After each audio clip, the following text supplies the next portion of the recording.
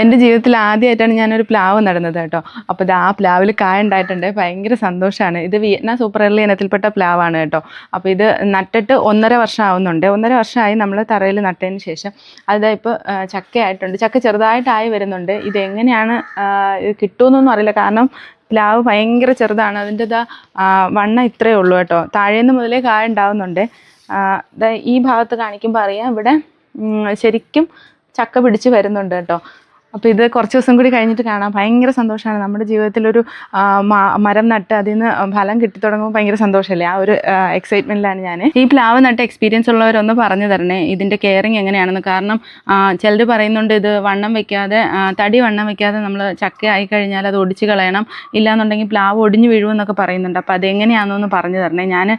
എനിക്ക് പ്ലാവ് നട്ടുള്ള ഒരു എക്സ്പീരിയൻസും ഇല്ല. അപ്പോൾ ചക്കത ഇവിടെ നിന്നൊക്കെ ഉണ്ടാവുന്നുണ്ട്. മേളത്തതാണ് എനിക്കൊരു പേടി. കാരണം തടി തീരെ വണ്ണം ഇല്ലല്ലോ. അപ്പോൾ എങ്ങനെയാണെന്നൊന്ന് പറഞ്ഞു തന്നെ. അപ്പോൾ അടുത്ത വീഡിയോയിലൂടെ കാണുന്നവരെ ബൈ.